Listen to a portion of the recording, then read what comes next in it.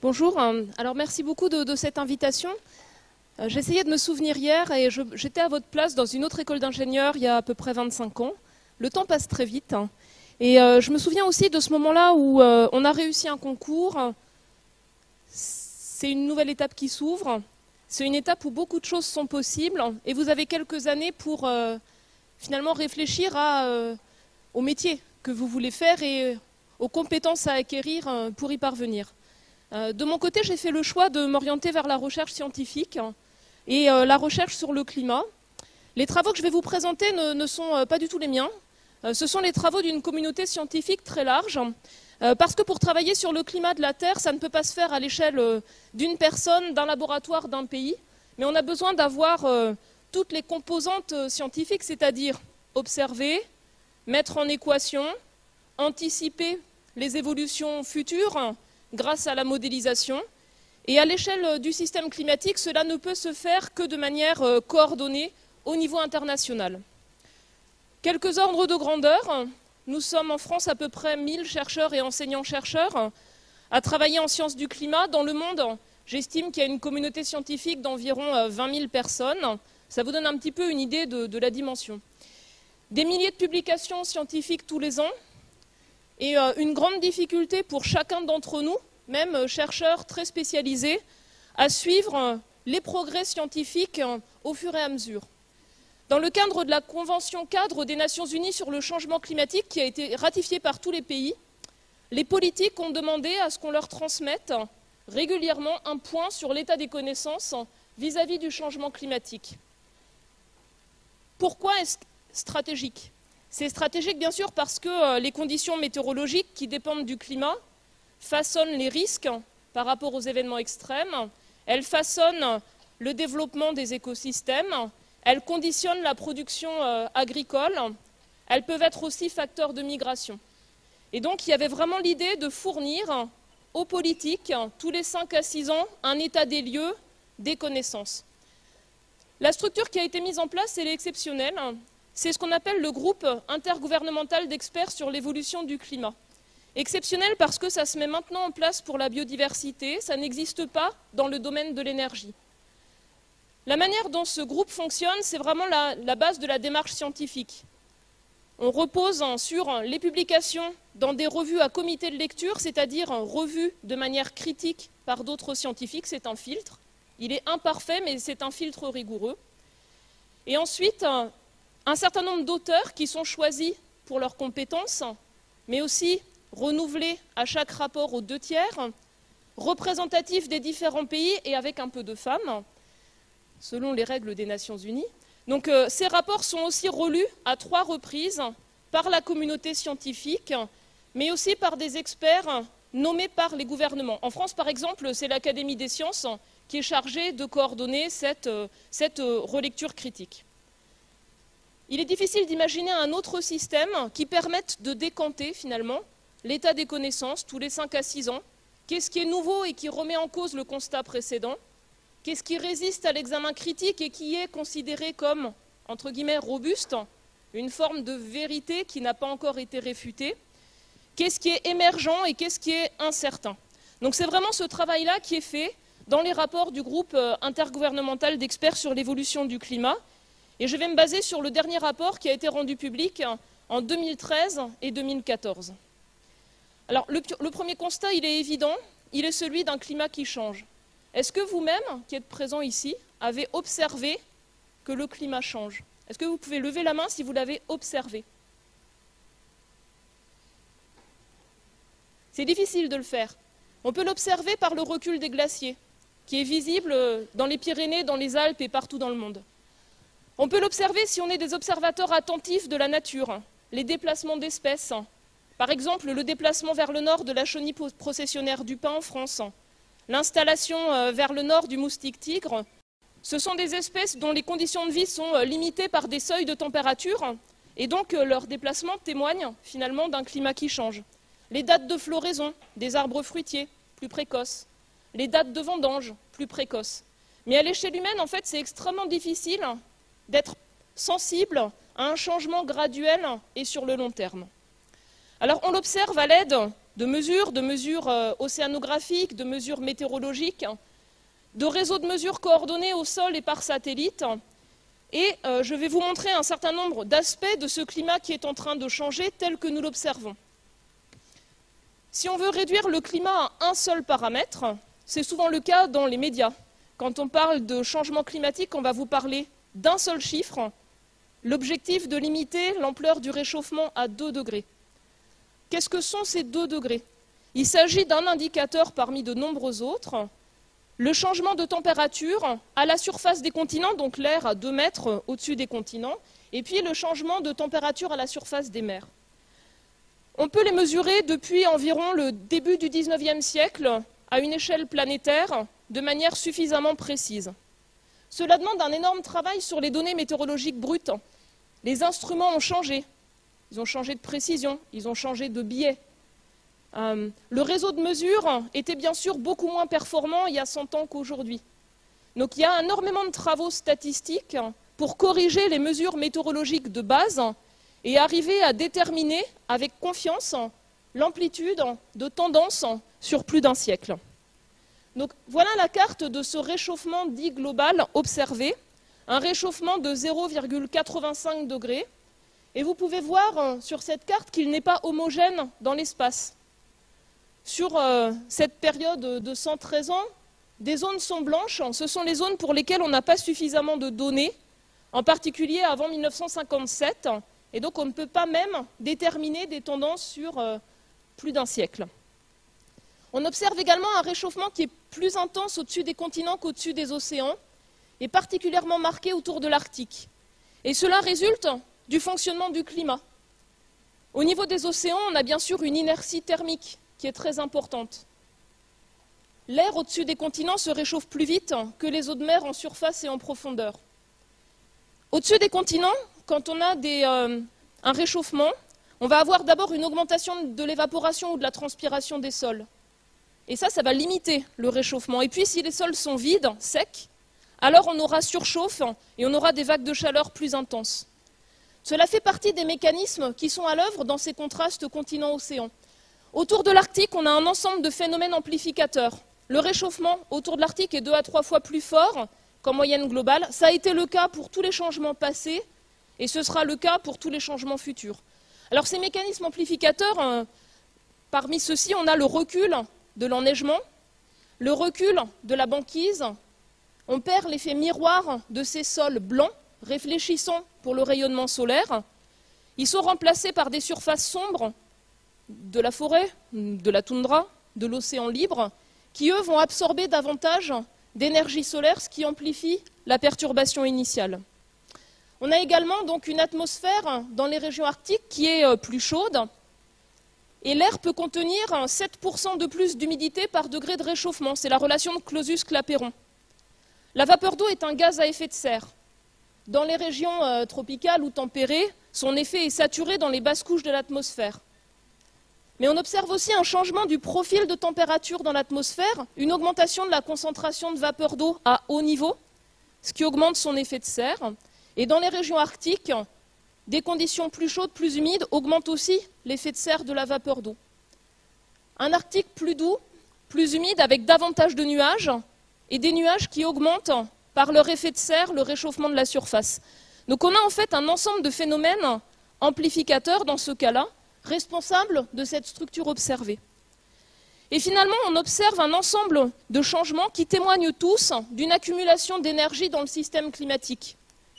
Un réchauffement des basses couches de l'atmosphère, pas uniquement de la surface, une augmentation de la quantité moyenne de vapeur d'eau, un réchauffement donc de la surface des continents, des sols, y compris une fonte des sols gelés autour de l'Arctique ou en montagne, une réduction de la surface enneigée, un recul généralisé des glaciers.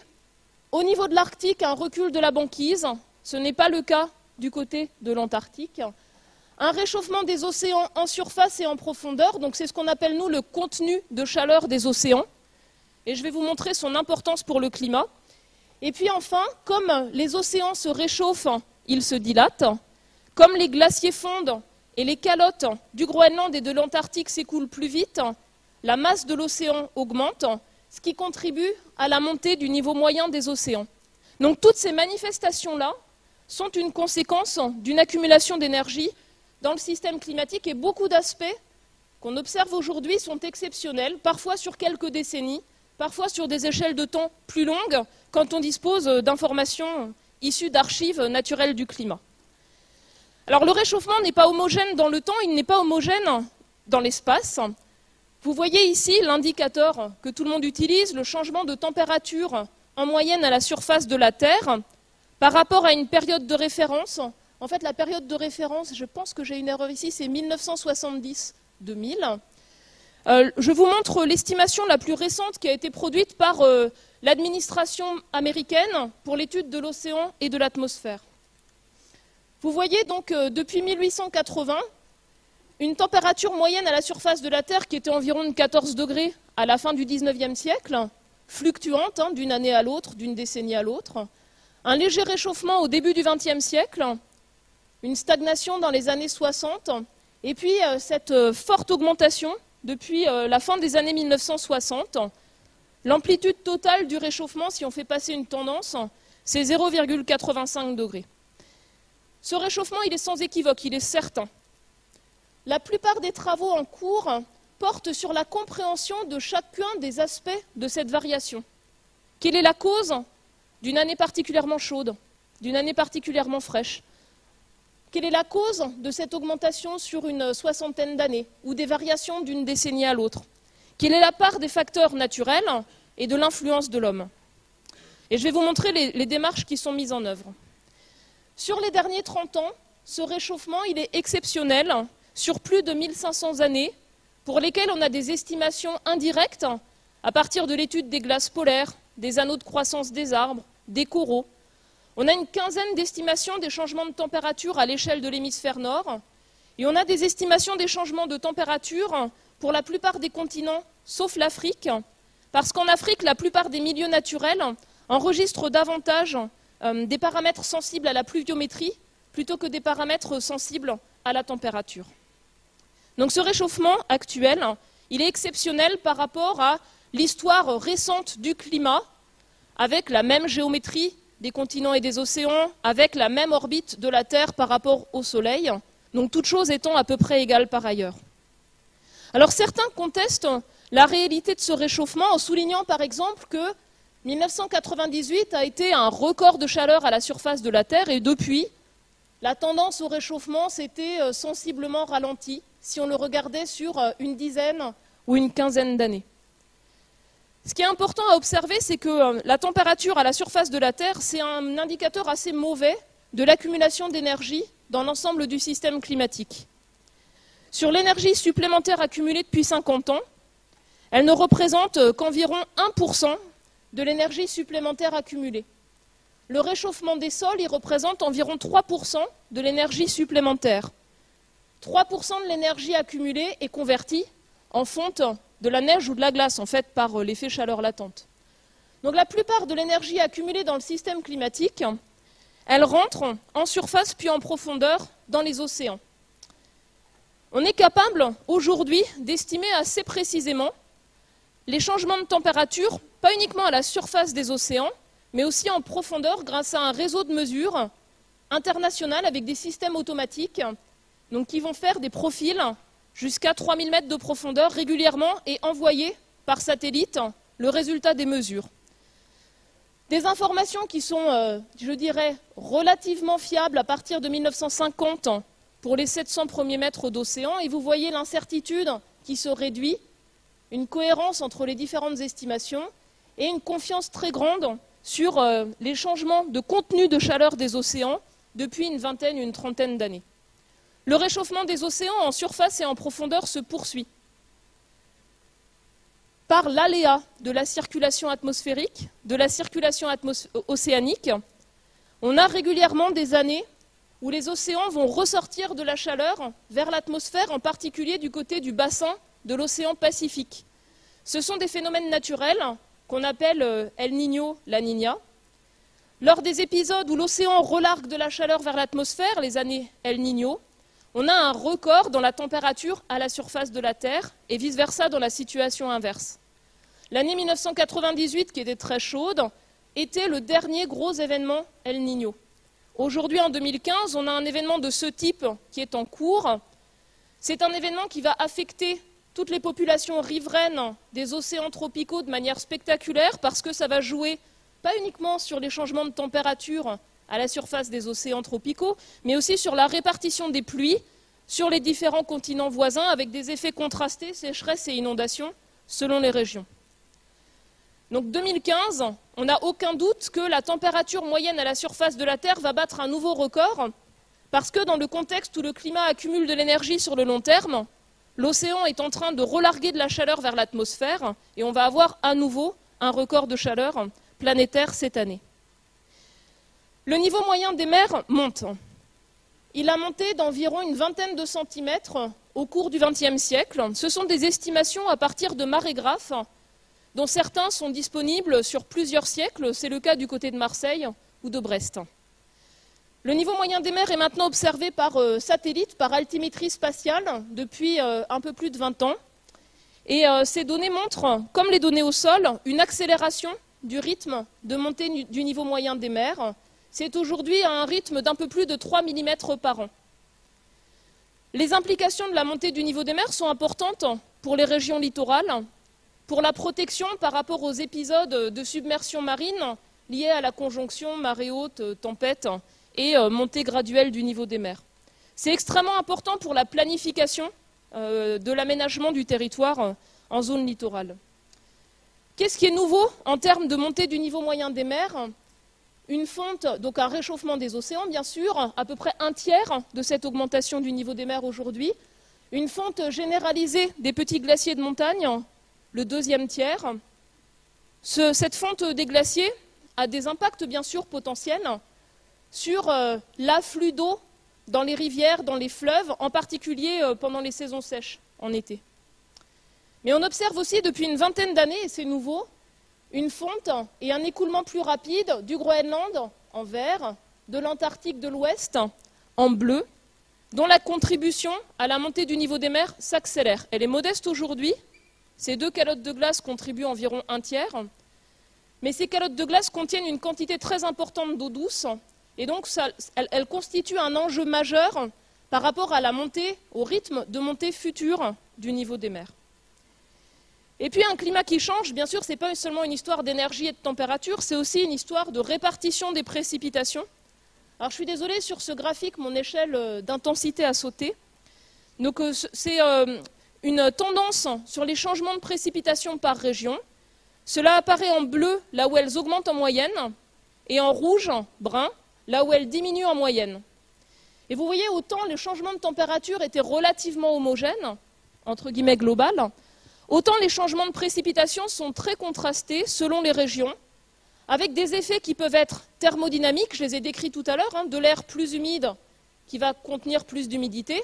C'est le cas à nos latitudes, c'est le cas dans les régions froides, mais des effets aussi dynamiques, des changements de circulation de l'atmosphère à grande échelle, qui sont en particulier responsables d'une baisse de précipitation dans les régions de climat semi-aride ou méditerranéen, de part et d'autre de l'équateur.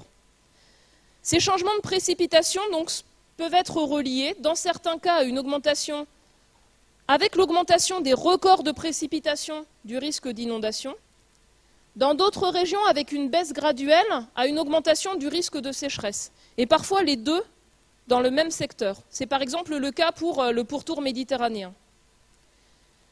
Je vais donner un exemple d'actualité récent.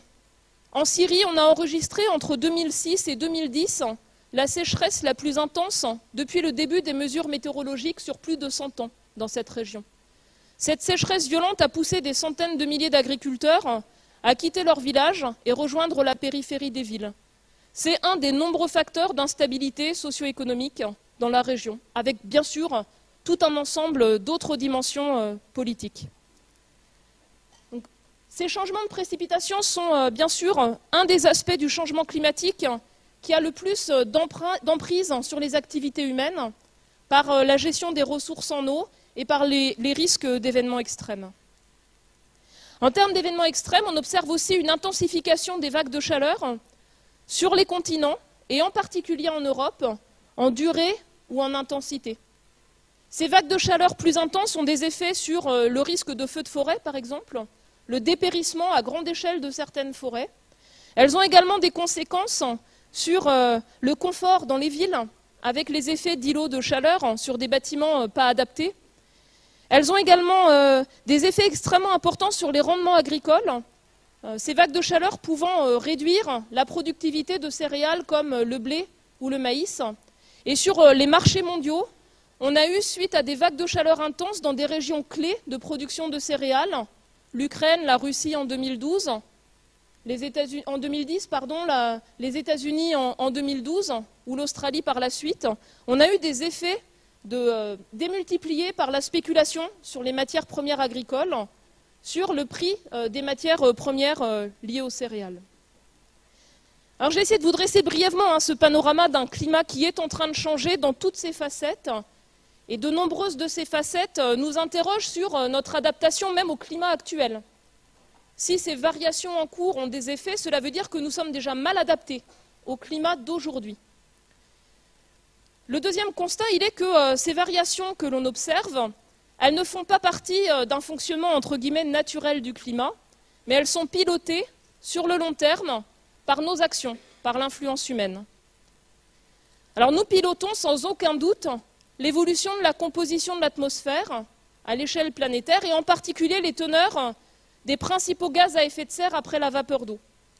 Vous avez là les mesures dans l'atmosphère de la teneur en dioxyde de carbone, en méthane ou en oxyde nitreux.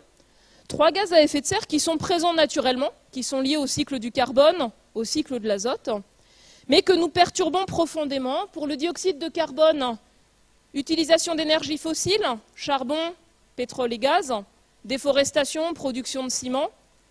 Pour le méthane, aux sources naturelles liées à la fermentation dans les zones humides, nous ajoutons l'élevage intensif de ruminants, les fuites à la production et la distribution du charbon et du gaz naturel, la fermentation des matières organiques, etc. Et puis pour l'oxyde nitreux, c'est l'utilisation d'engrais azotés dans l'agriculture intensive et certains processus industriels. Alors en bleu, vous avez les mesures directes dans l'atmosphère qu'on sait faire grâce à de grands réseaux internationaux depuis une vingtaine, une cinquantaine d'années. Et en pointillé, vous avez les mesures que l'on fait dans les glaces du Groenland ou de l'Antarctique. Le niveau actuel de dioxyde de carbone dans l'atmosphère est 40% plus élevé que le niveau de base des derniers millénaires, qui est aussi le niveau de base des périodes chaudes des derniers 800 000 ans. La teneur en méthane a été multipliée par 2,5 par rapport à son niveau normal. Et 40% également de plus pour la teneur en oxyde nitreux. La dernière fois qu'on avait autant de dioxyde de carbone dans l'atmosphère, est-ce que vous le connaissez? Est-ce que vous savez qu'il y a déjà eu autant de dioxyde de carbone dans l'atmosphère dans le passé? C'était une période qu'on appelle le Pliocène, il y a environ 3 millions d'années, une période chaude. Le climat était 2 à 4 degrés plus chaud qu'au XIXe siècle. Le niveau des mers était 10 à 20 mètres plus élevé qu'aujourd'hui. Et dans le passé géologique plus ancien, on a également la trace de périodes avec une concentration encore plus élevée en dioxyde de carbone et un climat encore plus chaud sur le très long terme. Par l'utilisation des ressources fossiles, nous avons simplement reproduit une atmosphère avec une concentration plus élevée en dioxyde de carbone. Et dans le passé, par la photosynthèse, les plantes, le plancton végétal l'avaient très lentement absorbé et ensuite avait été transformé, séquestré dans des couches géologiques sous forme de pétrole, de charbon ou de gaz. Et nous, très brutalement, on modifie la composition atmosphérique en quelques siècles en recréant une atmosphère comme notre planète n'a pas connue depuis 3 millions d'années ou plus. Alors souvent, on montre cette courbe ou une autre. On montre à côté la courbe de l'évolution de la température et on suggère simplement en montrant ces deux courbes qu'il y a une relation de cause à conséquence. En réalité, l'effet des gaz à effet de serre sur le climat n'est pas proportionnel à leur concentration. L'effet radiatif, par exemple, pour le dioxyde de carbone, il est proportionnel au logarithme de sa concentration, par l'effet complexe sur les échanges de rayonnement dans l'atmosphère. De la même manière, l'effet n'est pas proportionnel à la teneur en méthane. La formulation mathématique est plus subtile. Donc nous, ce qu'on va faire, c'est calculer précisément à l'aide de transferts de rayonnement l'impact radiatif de ces différents gaz. On va aussi calculer l'impact radiatif de la déforestation, des changements d'usage des sols. On va calculer l'impact sur les transferts de rayonnement des particules de pollution qui ont un effet, disons pour faire simple, parasol, pour arriver à comparer le poids de chacune de ces perturbations. On va également calculer les variations de l'activité du Soleil au cours du temps, leur effet sur les échanges de rayonnement, l'impact des éruptions volcaniques sur les échanges de rayonnement, et c'est uniquement en ayant abordé tous ces aspects que l'on peut déjà comparer leur importance pour les échanges de rayonnement. Avant de vous montrer ce résultat, je vais vous montrer la courbe qui est la plus contre-intuitive et qui est la plus importante par rapport à la complexité des négociations internationales sur le climat. C'est une figure qui vous montre le décalage entre nos émissions de gaz à effet de serre, l'absorption par la végétation, les sols, les océans, et ce qui reste dans l'atmosphère. Donc c'est vraiment l'idée de la différence entre un flux et un stock. Donc c'est le résultat d'observations, de réseaux de mesures internationaux, mais aussi de calculs pour évaluer la part des activités humaines dans les rejets de gaz à effet de serre et la quantité qui va être stockée dans les sols, dans la végétation, dans les océans. Donc ça démarre pendant la période industrielle, à partir de 1750 jusqu'à aujourd'hui. En haut, vous avez ce que l'on déverse dans l'atmosphère, c'est-à-dire les rejets dus aux activités humaines. Vous voyez qu'au début, les activités humaines rejetaient essentiellement du dioxyde de carbone par la déforestation, l'utilisation de la biomasse en fait. Ça ne représente aujourd'hui qu'environ 10% des rejets nets, parce que la consommation de pétrole, de charbon et de gaz a prodigieusement augmenté. Elle était déjà sensible au début du XXe siècle, mais elle s'est accélérée dans les années 1950 et à nouveau à partir des années 2000. Donc là, ce sont les quantités que nous déversons dans l'atmosphère chaque année, qui sont exprimées en milliards de tonnes de CO2 carbone, déversées dans l'atmosphère chaque année. Et puis en bas, vous avez ce qui est enlevé à l'atmosphère, en bleu par les océans. Donc le dioxyde de carbone gazeux dans l'atmosphère devient du dioxyde de carbone gazeux dissous dans l'eau de mer, puis il interagit avec la chimie des ions carbonates, avec la dynamique des océans quand ils plongent, en fait, quand les masses d'eau plongent, elles emprisonnent du CO2 en profondeur. Quand on a du plancton, des petits organismes qui font leur squelette, leurs coquilles, et puis ensuite ces coquilles sédimentent, ça enlève aussi du CO2 par une pompe océanique.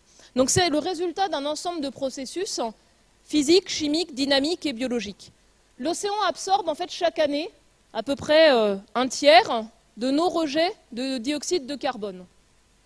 Donc vous voyez, je vous ai expliqué tout à l'heure, l'océan absorbe 90% du surplus d'énergie, à peu près un quart à un tiers de nos rejets de dioxyde de carbone. Donc l'océan joue un rôle de tampon par rapport à la perturbation qui est en cours. Il absorbe, il amortit la perturbation et en même temps, il va la faire perdurer extrêmement longtemps en ressortant de la chaleur, en ressortant sur le long terme du dioxyde de carbone vers l'atmosphère. C'est une des dimensions par lesquelles notre action sur le climat, on peut la voir comme en partie irréversible. C'est-à-dire qu'on est incapable de ressortir de la chaleur ou du CO2 de l'océan spontanément et d'accélérer la résilience du système. La végétation et les sols absorbent aussi une partie importante de nos rejets de gaz à effet de serre, de dioxyde de carbone, mais vous voyez que cette absorption, elle est extrêmement variable. Bien sûr, parce qu'un climat plus chaud, c'est a priori favorable à la croissance des plantes, une saison de croissance plus longue. Un climat avec plus de CO2, c'est aussi favorable à la photosynthèse, mais on a d'autres facteurs limitants, et en particulier la disponibilité d'eau, la disponibilité de nutriments. Les variations que vous voyez là, c'est l'effet par exemple de sécheresse sur des forêts à très grande échelle, à l'échelle continentale.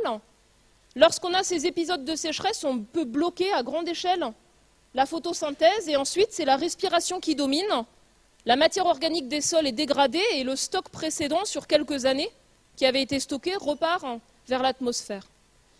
Donc vous voyez qu'on a une perturbation qui est couplée en fait entre le climat et le cycle du carbone à grande échelle.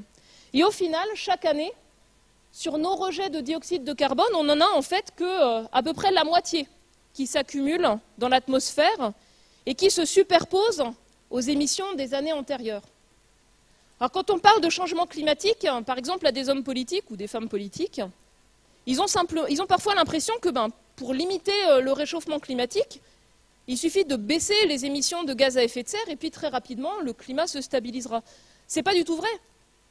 Comme chaque année, la moitié de nos rejets s'accumulent dans l'atmosphère, pour qu'il n'y ait plus d'augmentation de la concentration dans l'atmosphère, il faut que les émissions soient nulles. Tant qu'on envoie du dioxyde de carbone dans l'atmosphère, la concentration continuera à augmenter. Donc si vous voulez maîtriser la composition en gaz à effet de serre dans l'atmosphère, il faut que les émissions soient nulles. Mais si vos émissions sont nulles, qu'est-ce qui va se passer? Eh bien, petit à petit, l'océan va ressortir le surplus de dioxyde de carbone qu'il avait stocké.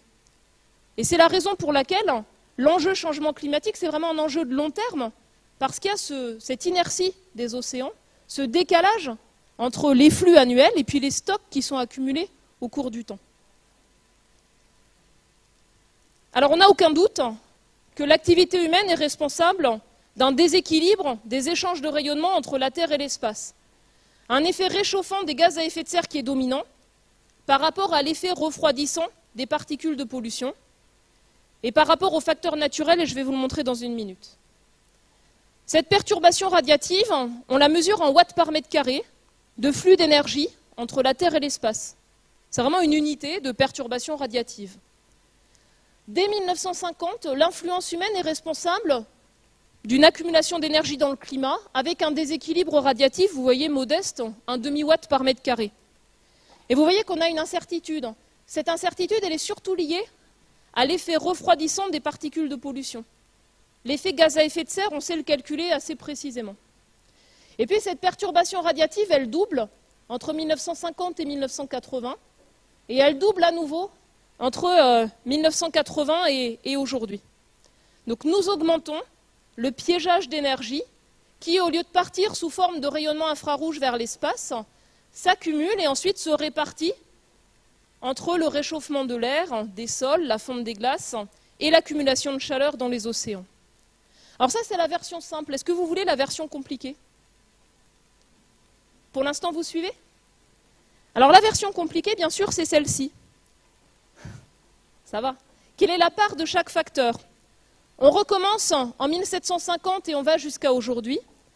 Et cette fois-ci, on va prendre en compte pas uniquement l'influence humaine nette, celle que je vous ai montrée tout à l'heure, qui est la courbe en rouge, mais l'ensemble des facteurs qui jouent. Donc les facteurs naturels, on a l'activité du Soleil avec les cycles de 11 ans, que vous voyez ici en jaune pâle, et les tendances sur le plus long terme, une légère augmentation de l'activité du Soleil au début du XXe siècle, et puis une stabilité de cette activité solaire, avec même une légère diminution sur la dernière décennie. L'influence des éruptions volcaniques majeures, vous la voyez représentée ici avec les couleurs gris clair, où on le voit aussi sur la courbe noire. Donc les éruptions volcaniques majeures, elles injectent des petites particules dans la haute atmosphère. Quand ce sont des éruptions tropicales, c'est réparti partout dans la haute atmosphère planétaire. Alors ces petites particules vont rester 1 an, 2 ans, 3 ans, et puis ensuite retomber. Mais tant qu'elles sont présentes, elles ont un effet parasol extrêmement puissant, et donc un effet refroidissant. Donc vous voyez par exemple en 1815, l'explosion du volcan Tambora, c'est une perturbation radiative extrêmement forte, et ça à l'époque conduit à une anomalie froide pendant quelques années à la surface de la Terre. Alors une activité volcanique importante au XIXe siècle, au début du XXe siècle, assez plate au milieu, puis à nouveau plus intense sur la fin du XXe siècle. Donc si on n'avait eu que l'activité volcanique, on aurait dû avoir en fait un léger refroidissement du climat sur les derniers 50-60 ans. Elle est assez importante ces dernières années aussi, l'activité volcanique de base. Et puis si on regarde la perturbation humaine, vous voyez qu'on a des facteurs de réchauffement, d'accumulation de rayonnement, ou des facteurs de refroidissement. Les facteurs de réchauffement, c'est dominé par le dioxyde de carbone, qui a donc une importance particulière pour 3 aspects. Premier aspect, c'est celui qui a l'effet radiatif le plus important. Deuxième aspect, il entraîne une acidification des océans, avec des conséquences pour les écosystèmes marins, comme les récifs de coraux. Troisième aspect, le dioxyde de carbone, il a une très longue durée de vie dans l'atmosphère. Alors à un moment donné, Wikipédia indiquait que le dioxyde de carbone a un effet pendant 100 ans, c'est faux. On estime qu'à peu près 30% des rejets actuels de dioxyde de carbone auront des effets pendant plusieurs siècles, et une partie significative, 20%, 10 à 20%, pendant plusieurs millénaires. L'Agence américaine de protection de l'environnement l'a classé comme un polluant à longue durée de vie, en fait, avec ces conditions, avec ces considérations. Il est suivi par le méthane comme facteur réchauffant, et les autres gaz à effet de serre ont un effet mineur. Et puis dans les facteurs de refroidissement, on a les particules de pollution, leur effet direct, en rouge, l'effet parasol, leur effet indirect parce qu'elles favorisent la formation de certains nuages qui eux-mêmes vont être légèrement refroidissants. Et puis enfin, on a les changements d'usage des sols, en particulier par la déforestation, qui ont également, à l'échelle planétaire, plutôt un effet net refroidissant. Donc vous voyez bien que ce qui domine, c'est l'effet positif et c'est l'influence de l'homme en termes d'échange de rayonnement. Maintenant, en termes d'évolution du climat, on ne se base pas sur de la coïncidence ou un parallélisme entre la perturbation radiative qui augmente et l'augmentation du contenu d'énergie dans le climat. On utilise donc des modèles qui sont des représentations schématiques, imparfaites, de la machine climatique. Donc ce sont des modèles numériques qui représentent en 3 dimensions l'atmosphère, l'océan, de manière simplifiée les sols et leur hydrologie, la végétation, la banquise, et puis à côté, les calottes de glace, mais pas de manière intrinsèque aujourd'hui au modèle de climat. Et on va résoudre sur ce maillage les calculs de transfert de rayonnement, les équations de la mécanique des fluides, les équations de Navier-Stokes, la conservation de la masse, de l'énergie, etc. Donc ce sont des modèles numériques qui représentent un effort colossal. Il en existe une quarantaine dans le monde, un qui est développé en région parisienne à l'Institut Pierre-Simon-Laplace et un à Météo France. Donc on a 2 modèles de climat français. Ça représente un investissement d'une 50aine de personnes pendant une 20aine d'années. Et aujourd'hui, par exemple, la Chine se dote également de plusieurs modèles numériques de climat nouveaux pour s'approprier cette expertise sur le fonctionnement de ce système climatique. Alors ces modèles de climat, ils sont basés sur des lois physiques, mais elles sont simplifiées, bien sûr. Elles sont simplifiées parce qu'on a des limites de capacité de calcul. Typiquement, le maillage que l'on fait, il est de l'ordre de 200 par 200 km horizontalement, ou 100 par 100 km. Bien sûr, la formation d'un nuage, c'est une répartition de particules de glace, de gouttelettes d'eau, avec des propriétés variables à toute petite échelle. Donc on va représenter l'effet de ces nuages de manière statistique, de manière simplifiée. On va représenter la turbulence de manière simplifiée. Tout ça sont des sources importantes d'incertitude. Donc ces modèles de climat, on les met au point pour le climat actuel. On les teste, bien sûr, en permanence par rapport à toutes les observations disponibles. On les compare entre eux. On les teste pour simuler des grands changements climatiques passés. Est-ce qu'on est capable de représenter le climat chaud du Pléistocène avec 400 parties par million de CO2 et ses conséquences? Est-ce qu'on est capable de représenter le climat du dernier maximum glaciaire, le climat le plus froid que notre espèce a connu il y a à peu près 20 000 ans? Est-ce qu'on est capable de représenter les petites variations des derniers 1000 ans, le petit âge de glace entre les années 1400 et 1850? Alors, je vous fais ce catalogue, mais la réponse, elle est au premier ordre, oui. Au premier ordre, on est capable de représenter ces différents climats passés qui sont comme des bancs d'essai, finalement, pour tester ces modèles en dehors de la période pour laquelle on exploite des observations directes. Et à l'aide de ces modèles, on peut faire un ensemble d'expériences numériques. Alors, j'ai un collègue britannique qui, lui, s'intéresse beaucoup à la science-fiction et qui a simulé le climat de planètes imaginaires. On peut aussi simuler le climat de Mars, de Vénus et d'autres planètes, bien sûr. C'est ce que font nos collègues planétologues.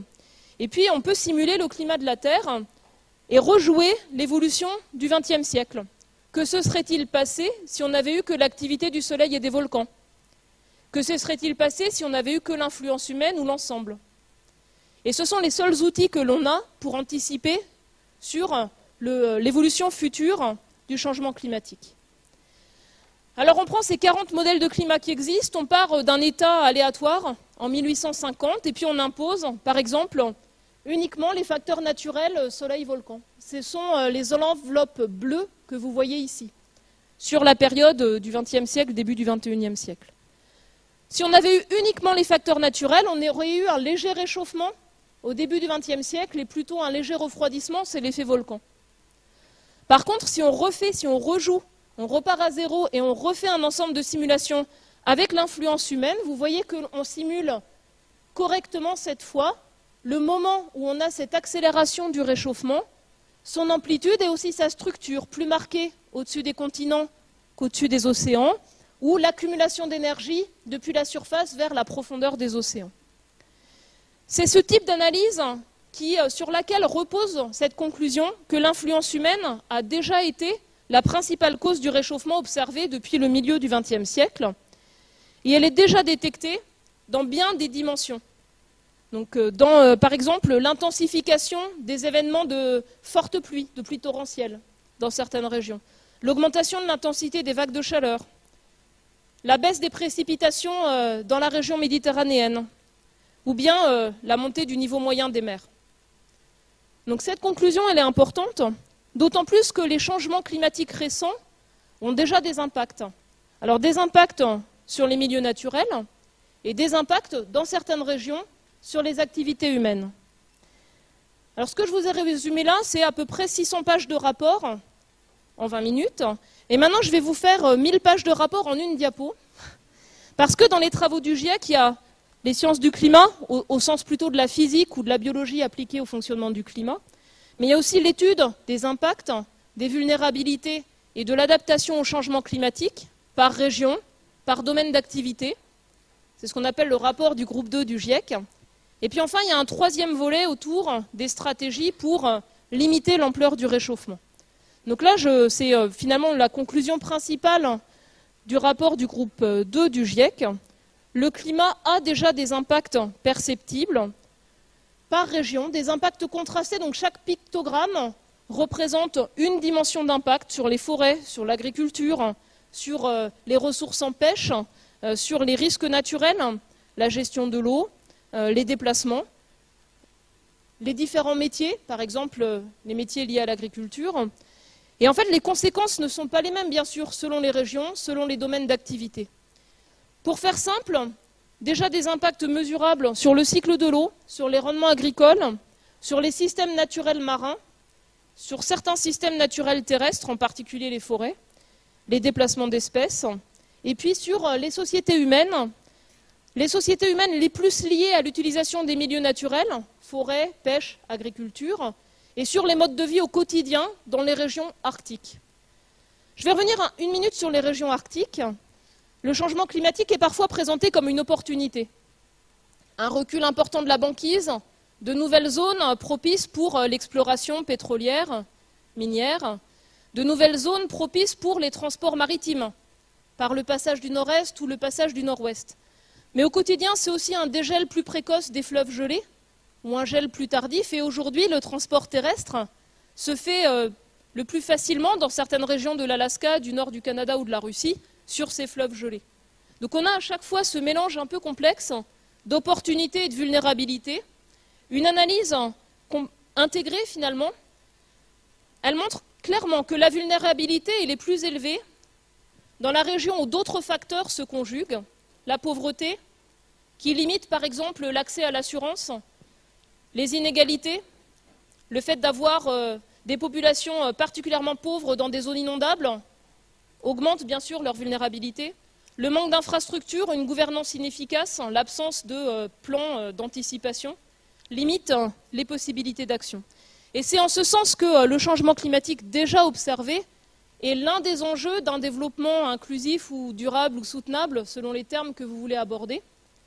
Parce que agir sur la pauvreté, réduire les inégalités, mettre en place des infrastructures, avoir une gouvernance plus efficace, sont autant de moyens qui vous rendent plus résilients, plus flexibles, plus adaptables au climat d'aujourd'hui et à son évolution future.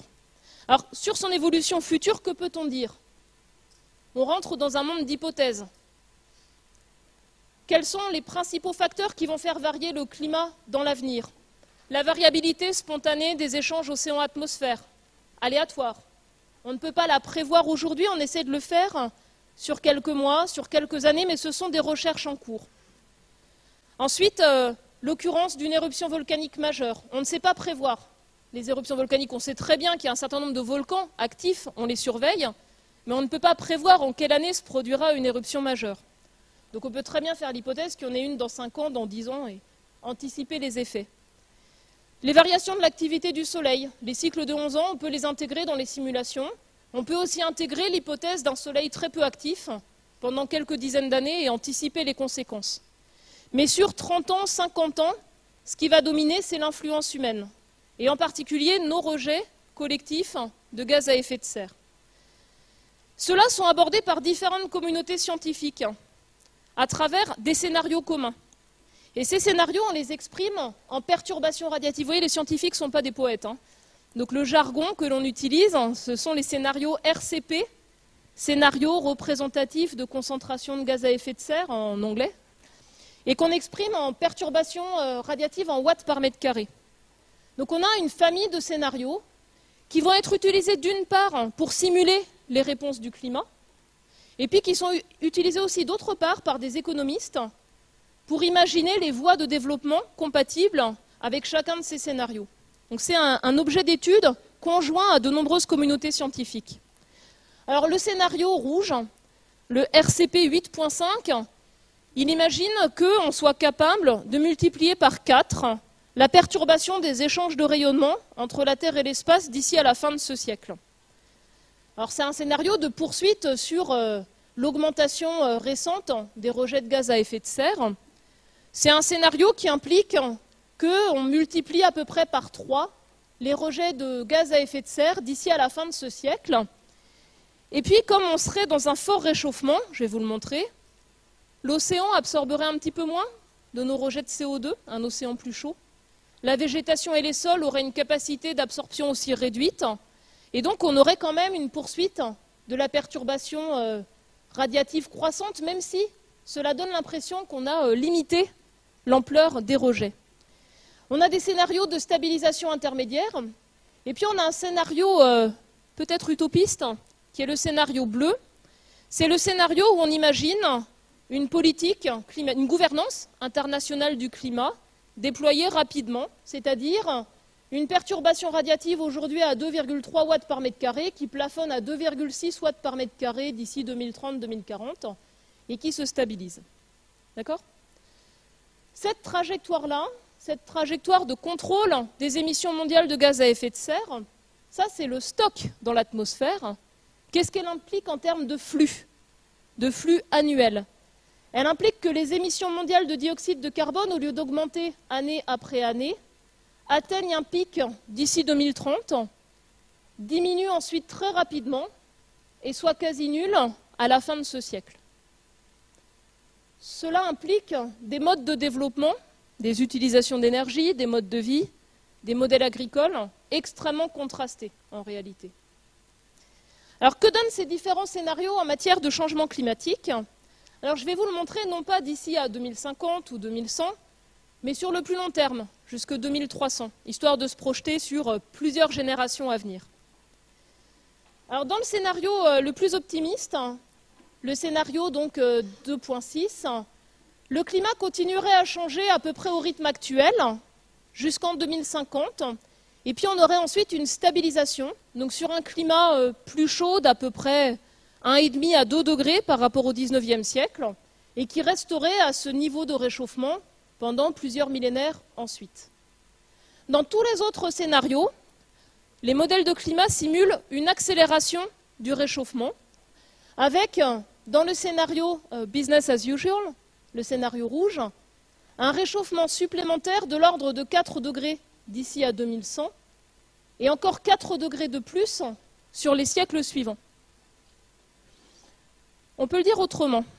Le réchauffement qu'on observe aujourd'hui, ce n'est pas la réponse du climat à la perturbation au rejet de gaz à effet de serre passé, c'est le début de la réponse. On ne voit pas la totalité. On est dans une situation où le climat n'est pas à l'équilibre avec la composition atmosphérique. Si très rapidement on maîtrise l'effet radiatif, la perturbation des échanges de rayonnement, alors on peut maîtriser finalement l'amplitude de l'évolution du climat. Si ça n'est pas le cas, on rentre dans un monde où le climat à venir sera plus incertain. Pourquoi plus incertain? Parce que dans chaque région, on a un recul sur les conditions climatiques locales. On connaît la variabilité de la pluviométrie, de la température sur parfois plusieurs siècles. C'est ce qui nous sert à dimensionner des ouvrages de protection, par exemple. Plus on perturbe le climat, plus on rentre dans un monde incertain où ce qui peut se produire à l'avenir, c'est ce qu'on a déjà connu dans le passé, plus des événements nouveaux. Alors vous voyez que l'incertitude, on l'exprime ici d'une manière assez simple. Là, on a une espèce de moyenne de tous les calculs qui existent, et puis une dispersion. Alors cette dispersion, elle reflète la réponse de différents modèles de climat qui vont représenter différemment la turbulence, les nuages et d'autres facteurs de petite échelle, et qui auront une sensibilité, c'est vraiment le terme que l'on emploie, une sensibilité plus ou moins forte à une perturbation des échanges de rayonnement. Cette notion de sensibilité du climat, elle a été introduite dès la fin des années 1970, avec une plage d'incertitudes. À l'époque, les modèles de climat étaient rudimentaires. On connaissait mal les variations passées.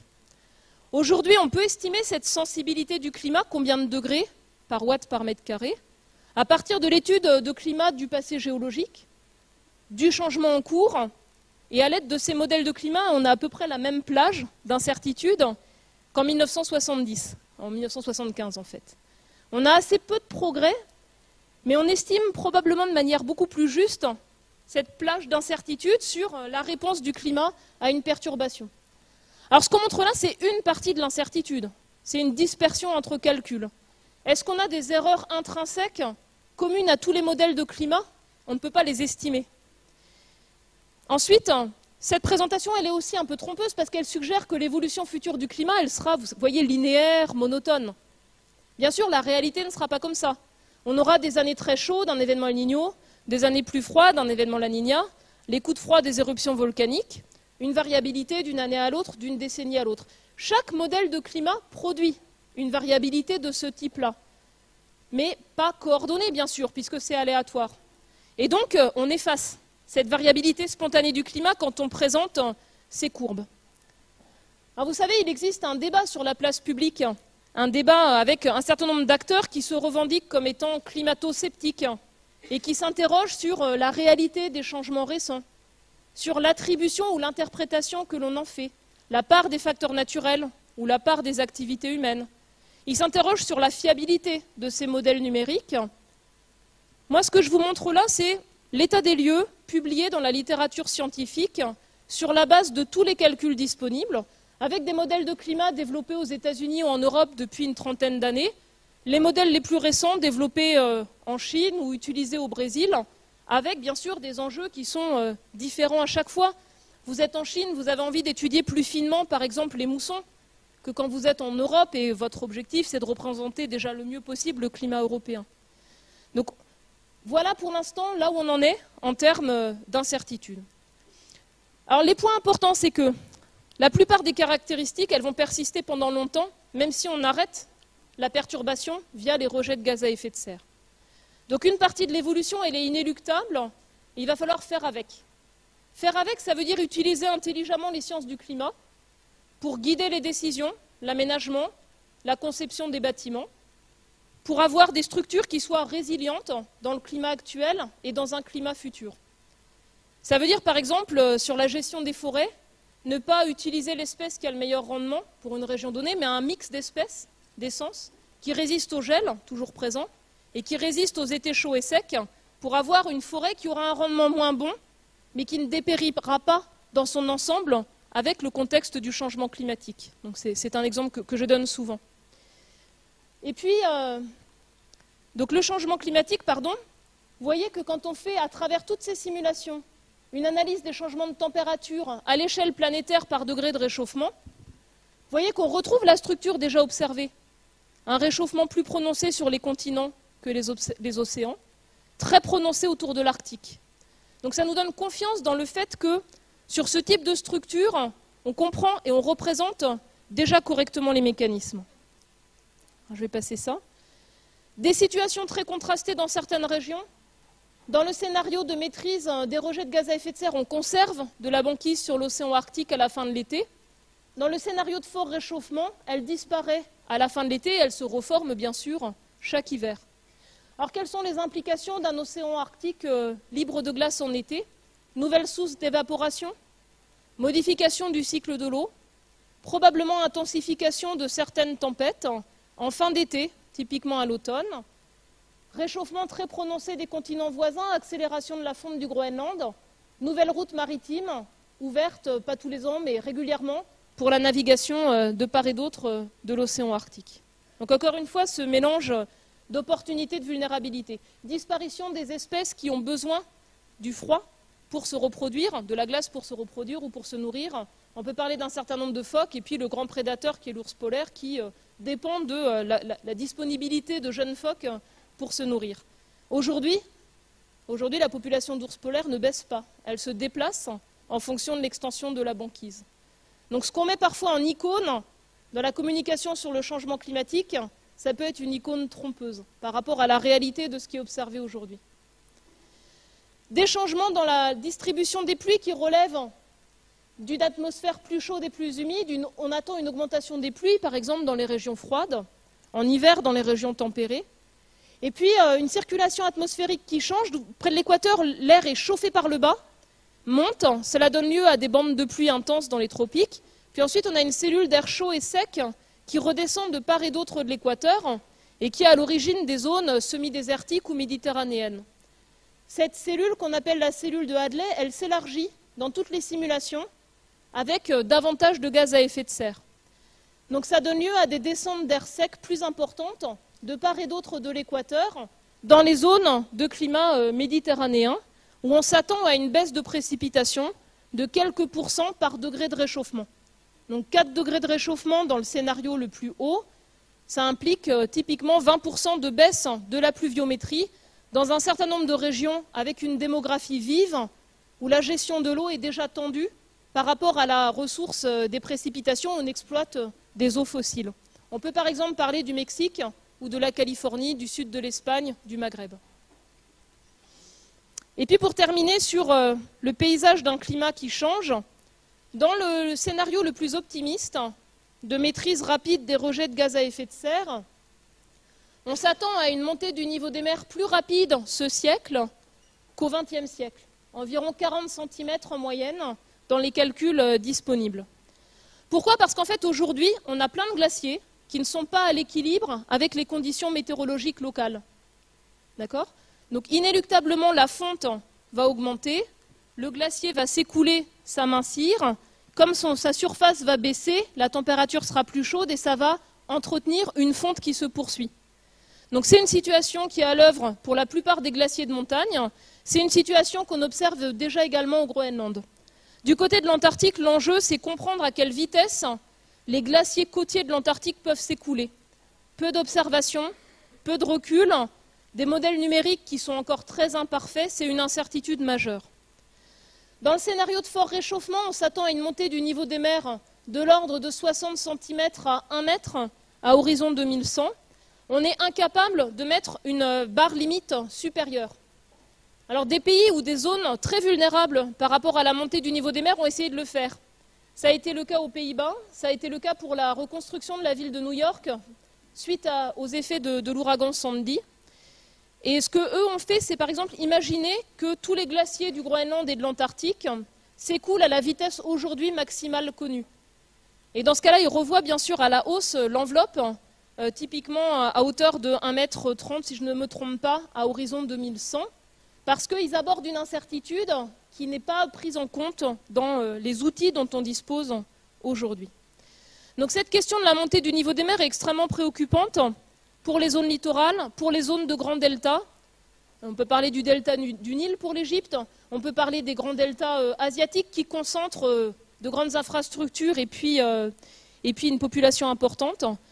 C'est un objet critique dans les négociations internationales par rapport à la position de pays très vulnérables, comme le groupe de pays insulaires de l'océan Pacifique, qui, eux, demandent à ce que les politiques climatiques soient conduites avec un objectif le plus bas possible pour limiter au maximum la montée du niveau moyen des mers. Je reprends une image de mes collègues qui travaillent sur les impacts du changement climatique et qui est également leur conclusion. On est déjà aujourd'hui dans la zone rouge, avec simplement 0,85 degrés de réchauffement. On observe déjà des impacts pour certains systèmes uniques ou menacés, à travers le renforcement d'événements extrêmes, vagues de chaleur ou fortes pluies. Mais ce sont plutôt des impacts régionaux. Mais plus le changement climatique sera intense, plus il sera rapide, plus on s'attend à avoir des impacts à l'échelle globale, par exemple sur la capacité de production agricole totale, sur l'effondrement de certains écosystèmes, comme les récifs de coraux, et des risques de rupture, soit pour certains écosystèmes, soit pour certains courants marins, soit pour certaines sociétés humaines. Donc, plus les émissions de gaz à effet de serre seront importantes, plus le risque d'impact augmente pour les personnes, pour les écosystèmes, mais aussi pour les économies. Parce que ces conséquences auraient un coût significatif par rapport au potentiel de croissance économique. Le deuxième volet, c'est que bien sûr l'adaptation, elle est nécessaire, elle est importante, elle peut être réactive ou planifiée, mais elle a également ses limites, clairement illustrées par rapport à l'aménagement des zones littorales. Alors les politiques, comment ils ont abordé cet enjeu-là? Le seul objectif qui existe aujourd'hui dans les traités internationaux sur le climat, c'est un objectif qui a été imposé par l'Union européenne dans le traité de Copenhague, demandant de limiter l'ampleur du réchauffement à moins de 2 degrés, sans date, c'est-à-dire à jamais finalement, par rapport au climat du XIXe siècle, par rapport au climat de la période pré-industrielle. Donc il s'est déjà réchauffé de 0,85 degrés. D'où vient ce 2 degrés? Il vient en fait de considérations au milieu des années 90 sur les enjeux du changement climatique en termes de sécurité, en termes de risques d'événements extrêmes, de perte d'écosystèmes, de perte de zones littorales et de migration humaine. On ne peut pas en fait simplement demander à la communauté scientifique de déterminer qu'est-ce qui est un seuil en termes de réchauffement qui permet d'éviter des conséquences dangereuses. C'est vraiment un choix politique qui est remis en cause en particulier par les pays les plus vulnérables. Le dernier élément que la communauté scientifique peut mettre sur la table en amont de la conférence de Paris, c'est finalement la quantité de gaz à effet de serre compatible avec un objectif donné en termes d'ampleur du changement climatique. Et à travers toutes les simulations que j'ai présentées, on a une relation qui est en fait assez linéaire entre les émissions cumulées, l'intégrale des émissions de dioxyde de carbone, passées, présentes et futures, et l'amplitude du réchauffement à venir. Alors ça suggère que le climat a un fonctionnement simple. En fait, cette relation linéaire, elle est le résultat de phénomènes non linéaires liés à la relation concentration de gaz à effet de serre, effet radiatif, et puis capacité de stockage de l'océan en fonction de son réchauffement. Donc c'est un résultat qui a l'air simple, mais qui masque des phénomènes en réalité très complexes, sous-jacents. La conclusion qui a été formulée récemment, en particulier en juillet lors du colloque Notre futur commun dans le contexte du changement climatique à l'UNESCO, avec plus de 2000 scientifiques, c'est que pour limiter le réchauffement à moins de 2 degrés, les émissions futures de dioxyde de carbone, donc après 2015, elles devraient être inférieures à 900 milliards de tonnes de CO2. Pour vous montrer le caractère d'urgence par rapport à cette contrainte climatique, ce montant ne représente que 20 fois la quantité émise de CO2 mondiale pendant la seule année 2014. C'est-à-dire que si on n'infléchit rien, que l'on émet autant de CO2 qu'en 2014 pendant 20 ans, on se place inéluctablement sur une trajectoire avec un réchauffement potentiel de plus de 2 degrés. Donc c'est ce qui illustre une forte attente par rapport à une action concertée politique. Alors ça implique beaucoup de choses, concrètement. Des réponses intelligentes au changement climatique. Ça implique de nouveaux métiers dans la recherche et le développement, le transfert de technologies, l'élimination des subventions aux énergies fossiles, bien sûr, une tarification du carbone pour biaiser la concurrence entre les énergies fossiles, très bon marché actuellement, et les énergies renouvelables qui demandent un investissement supplémentaire, une diminution de la déforestation, l'investissement dans l'efficacité énergétique dans tous les secteurs, une forme de sobriété dans les modes de vie, ce qui veut dire une meilleure gestion de la demande, très rapidement une production d'électricité décarbonée, une action dans les domaines des bâtiments, des transports routiers et une forte limitation de la surconsommation. Ça, c'est ce qui est entre guillemets le plus facile à faire. Là où les inflexions vont être plus lourdes, plus complexes, plus lentes, c'est dans le secteur de l'aviation, du transport routier de marchandises, pour les navires de haute mer, mais aussi dans le secteur de l'agriculture et des modes d'alimentation. Donc là, c'est vraiment la recommandation qui avait été formulée par la communauté scientifique sur la manière de répondre, de maîtriser au plus vite les rejets de gaz à effet de serre. Et pour finir, c'est quoi le double enjeu de la conférence de Paris? Au-delà de 2020, il n'y a plus de cadre international, c'est la fin du protocole de Kyoto. Donc il n'y a plus rien en fait dans les traités internationaux sur la gouvernance du climat. Donc l'enjeu de la conférence de Paris, c'est mettre en place un système d'accord qui sera incrémentiel, révisé tous les 5 ans, sur la base d'engagements volontaires des différents pays de réduire leurs rejets de gaz à effet de serre pour éviter ce qu'on peut considérer comme un changement climatique inacceptable. Aujourd'hui, on connaît les engagements volontaires d'un certain nombre de pays qui représentent moins de 60% des émissions mondiales. On ne connaît pas les engagements de pays déterminants comme l'Inde, le Brésil ou l'Indonésie. Les engagements qui sont pris à ce jour ne nous situent pas sur une trajectoire 2 degrés. Elles sont un léger infléchissement par rapport à la trajectoire 4 degrés, entre 3 et 4 degrés. Le deuxième volet, c'est limiter les effets inévitables du réchauffement. Plus on continue à rejeter des gaz à effet de serre, plus le climat va changer dans les prochaines décennies.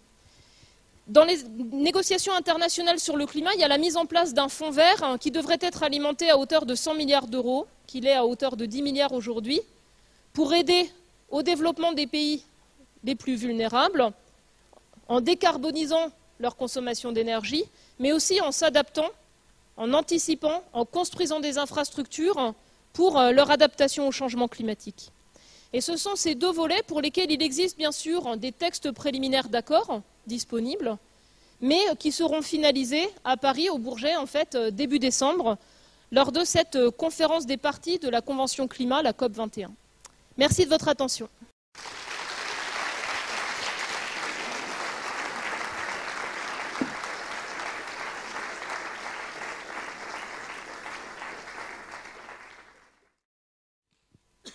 Bonjour, vous avez parlé de la montée des eaux. Je voulais savoir quelle était la proportion enfin de la dilatation, la part de la responsabilité de la dilatation des océans par rapport à la fonte des glaciers. Alors si vous vous mettez, mettons, entre 1900 et 1990, c'est à peu près moitié la fonte des petits glaciers de montagne et à peu près moitié le réchauffement des océans.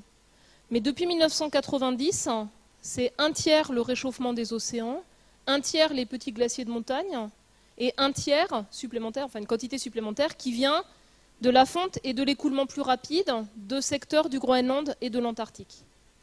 Donc les différents facteurs qui sont à l'œuvre ont évolué entre le milieu du XXe siècle et puis aujourd'hui. Bonjour madame.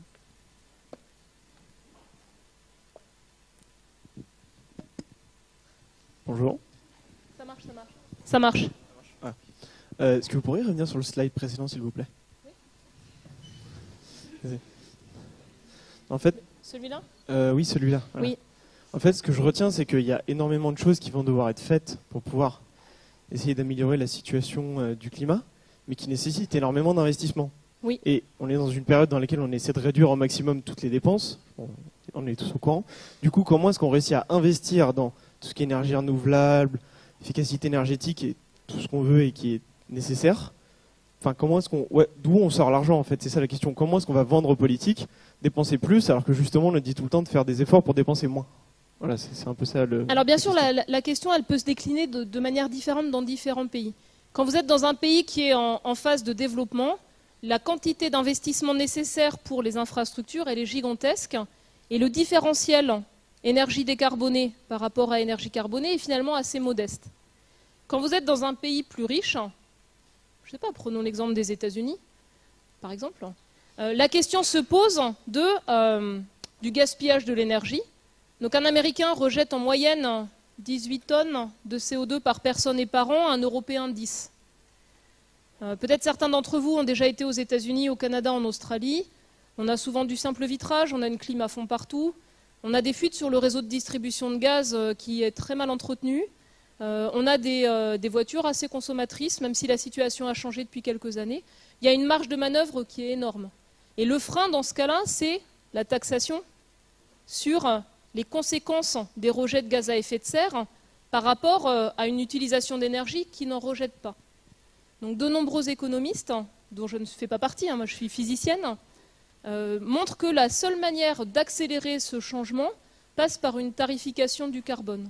La Californie, par exemple, avait mis une taxe à 1 centime le gallon d'essence, c'est très peu. Et avec les fonds obtenus, construit des réseaux de transport en commun pour des grandes villes comme Los Angeles qui n'en avaient pas. D'accord ? Donc, les moyens d'action, il faut arriver à les trouver. Et une manière normale de trouver des moyens d'action pour une collectivité ou un gouvernement, c'est bien sûr par la fiscalité. Alors, prenons le cas de la France. On est dans une situation où on a un mix énergétique relativement décarboné par rapport à d'autres. 6 tonnes de CO2 par personne et par an, mais en réalité, si on ajoute pas uniquement le CO2, mais aussi les autres gaz à effet de serre par nos activités agricoles, on est à 9. On est un pays agricole aussi. Si on ajoute les effets du commerce international, le bilan de nos importations et de nos exportations, on importe nos produits manufacturés de pays qui produisent leur énergie avec du charbon, en Chine en particulier, on passe à 12. Donc on voit que ça pose de nombreuses questions. Le gouvernement vient de mettre en place une loi sur la transition énergétique pour fixer un certain nombre d'orientations et d'étapes sur les années à venir, mais le nerf de la guerre sera, comme vous l'avez souligné, la capacité d'investissement au niveau des collectivités, au niveau des entreprises et au niveau des États, de l'État, pour transformer cette loi de transition énergétique en une réalité. Cette tarification du carbone, je reviens dessus, elle est complexe parce qu'elle pose des enjeux de justice sociale. Certaines études, par exemple, ont montré que 2 catégories de population ont des rejets de CO2 très importants par rapport à leurs revenus. Ce sont les ouvriers et les agriculteurs. En milieu rural, loin des transports en commun, par rapport à des conditions d'aménagement des zones rurales ou d'aménagement des quartiers où on concentre les logements sociaux. Et donc cette fiscalité du carbone, elle est très importante, a été intégrée dans une fiscalité d'ensemble pour ne pas peser de manière extraordinairement injuste sur des catégories plus fragiles de la population. C'est un enjeu qui avait été peu abordé quand la France a essayé à 2 reprises d'introduire une taxe carbone. Retoquée la première fois par le Conseil d'État parce qu'elle était injuste avec trop d'exemptions, et la deuxième fois rejetée suite au mouvement de révolte en Bretagne, des bonnets rouges, qui avait de nombreuses autres motivations que cette seule fiscalité.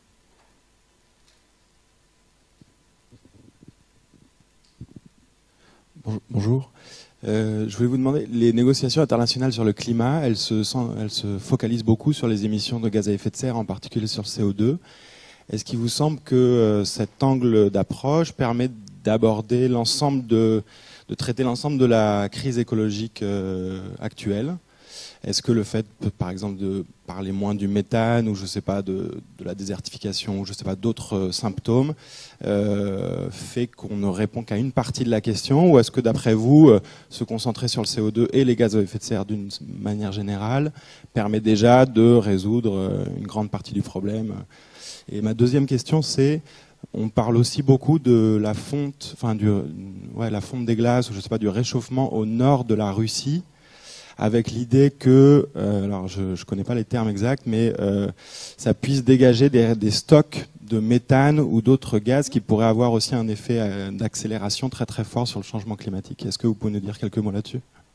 Alors je vais commencer par le deuxième point. Donc on observe de manière généralisée un dégel des sols qui auparavant étaient gelés en surface et en profondeur. Donc certains dégèlent en été, regèlent en hiver, c'est ce qu'on appelle la zone active. Et cette zone active devient de plus en plus profonde. Donc ce dégel va entraîner la remobilisation d'une matière organique qui était avant gelée.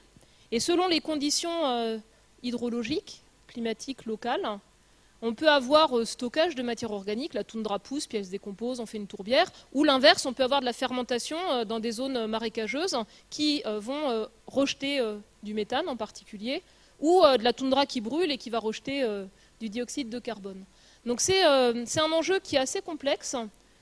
Aujourd'hui, on observe bien sûr ponctuellement, localement, des dégazages de méthane, mais ce n'est pas la cause principale de l'augmentation de la teneur en méthane dans l'atmosphère planétaire.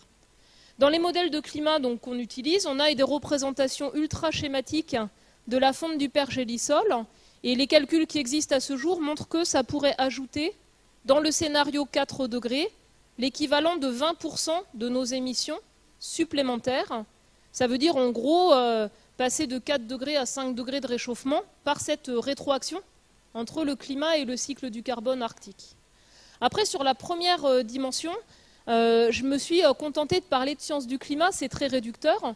On a au mois de septembre aussi une conférence internationale sur les enjeux du développement qui vont bien largement au-delà de la seule question du climat. Donc, ce que j'ai essayé de vous montrer, c'est que le changement climatique, il est lié à des changements des ressources en eau. Donc, on a cette relation étroite eau et climat. Il est lié aussi étroitement à la conservation des forêts et aux pratiques agricoles. Donc, on a aussi un volet d'action très important et qui est intégré dans les négociations climat vis-à-vis de la lutte contre la déforestation, puisque une forêt primaire stocke du dioxyde de carbone dans les plantes, mais aussi dans les sols. On a également des enjeux croisés très complexes entre climat, énergie et biodiversité. Un exemple récent de conflit dans cette direction est finalement la stratégie d'adaptation la plus simple pour les agriculteurs. Ils ont bien intégré dans le sud de la France que le changement climatique va peser sur les ressources en eau. Une manière d'aborder ça, c'est de stocker davantage de précipitations sous forme de barrages. Et puis la mise en place des barrages aujourd'hui est problématique parce que les espaces disponibles sont parfois des réserves de biodiversité. Et donc là, on a des situations très complexes en termes d'aménagement du territoire par rapport à la production agricole, la conservation de la biodiversité et puis éventuellement la production d'énergie ou la gestion de l'eau. Donc ce sont ces enjeux croisés qui sont, je pense, les plus délicats à aborder parce qu'ils sont nécessairement différents d'une région à l'autre. Donc la biodiversité est peu présente dans les conférences des parties sur le climat, les COP, mais elle est très présente dans les conférences internationales portant spécifiquement sur la biodiversité. L'un des enjeux, c'est d'arriver à les mettre en phase. Et puis la biodiversité terrestre, elle relève des actions locales, régionales ou nationales. Et puis la biodiversité marine, elle relève pour les eaux internationales d'une sorte de vide juridique aussi. Donc où se situe la clé d'une action coordonnée internationale par rapport à la préservation de certains écosystèmes marins, elle est en fait déclinée dans ces différentes structures. On n'a pas de délégué des océans aux négociations climat.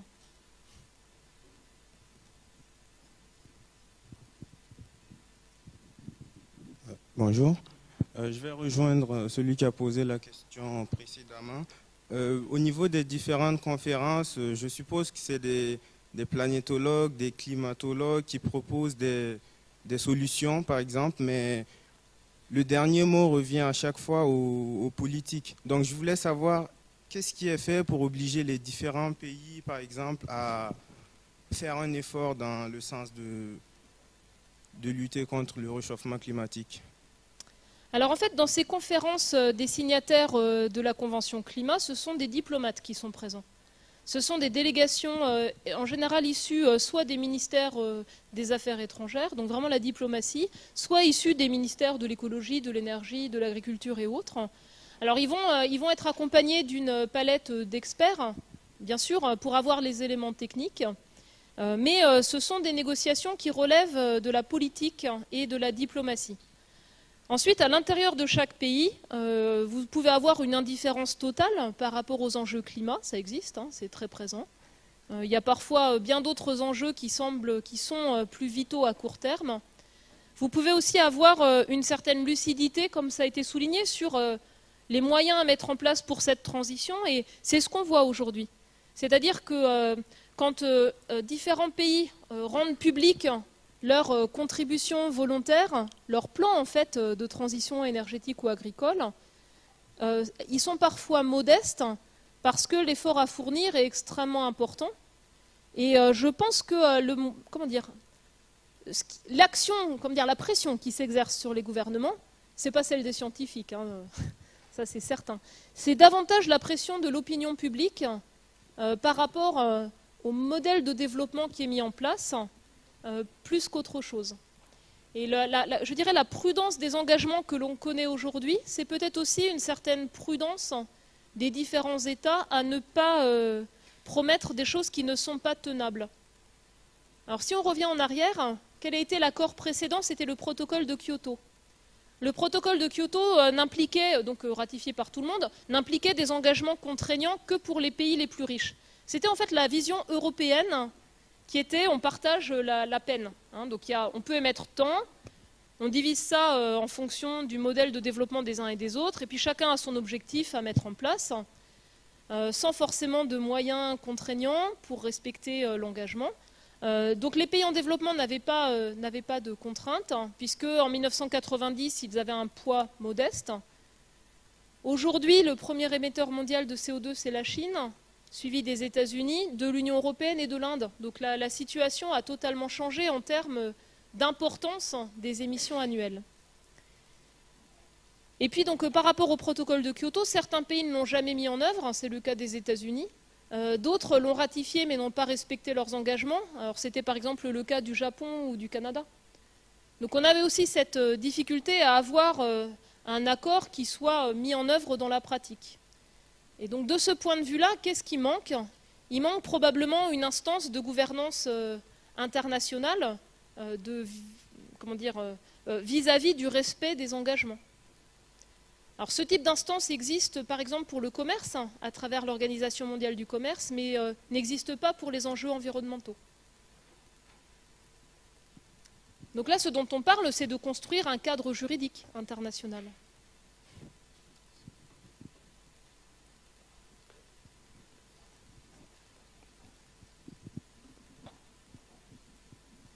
Est-ce que certains d'entre vous ont joué des négociations internationales sur le climat ?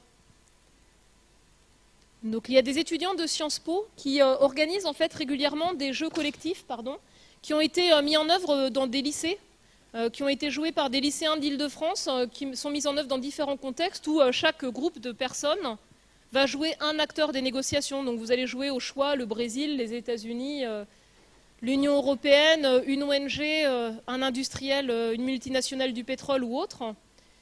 Et puis, il y a cet exercice qui est complexe, hein, de jeu vraiment diplomatique, où chacun défend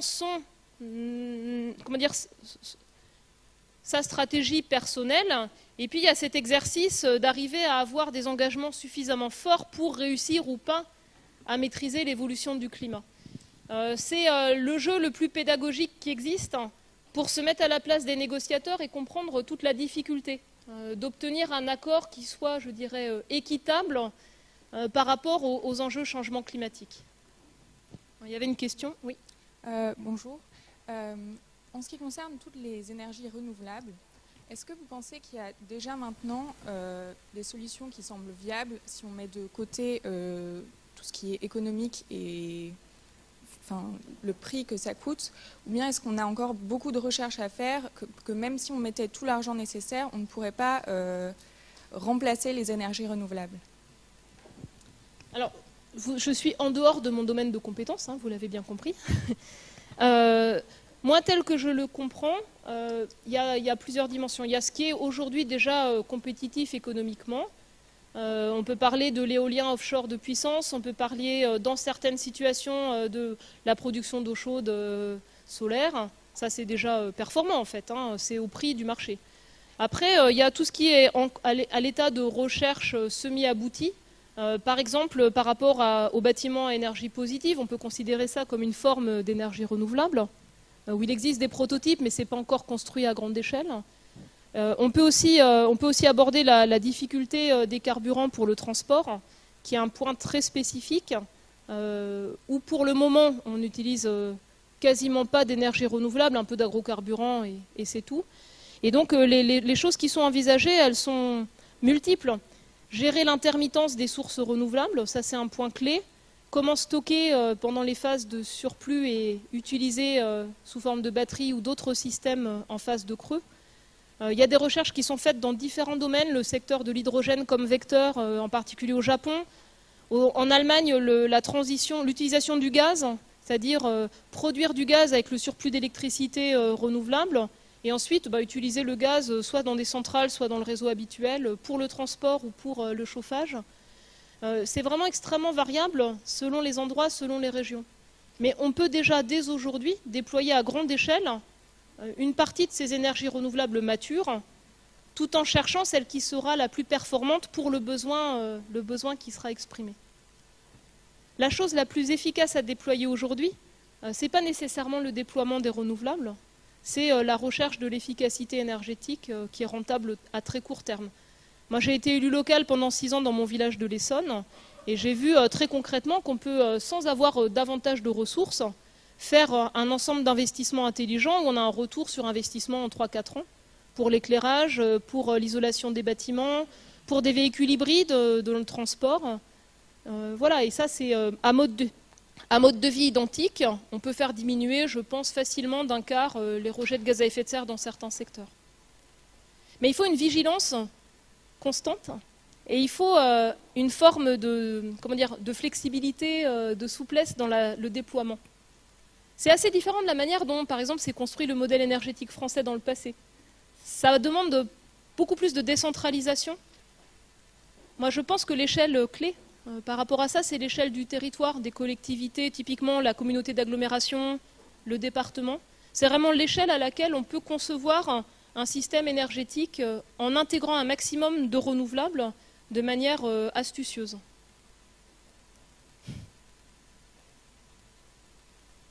Et ça demande beaucoup d'ingénieurs astucieux, bien formés, justement, soit pour améliorer et construire les systèmes de production futurs, soit les déployer de la manière la plus astucieuse possible. Bonjour.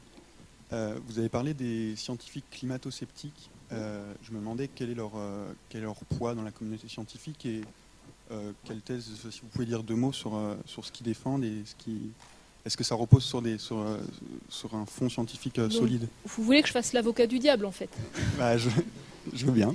Alors d'abord, il existe très peu de personnes qui... Alors, il y a les controverses scientifiques, d'accord? Elles ont leurs règles, les publications dans les journaux spécialisés, aux conférences, le débat, la falsification ou la vérification des résultats. Donc en France, dans les personnalités qui sont exprimées avec un doute, disons, par rapport à l'influence de l'homme sur le climat, on peut mentionner Vincent Courtillot, qui est un grand géophysicien de l'Institut de physique du globe de Paris, qui a fait quelques publications autour des relations entre l'activité du Soleil et le changement de température en Europe. Et certaines de ces publications ont été réfutées, soit par rapport à l'utilisation de courbes sources qui n'étaient pas celles qui étaient présentées, soit par rapport à des conclusions basées sur des corrélations qui n'étaient pas nécessairement robustes dans le temps. Ça, c'est un exemple.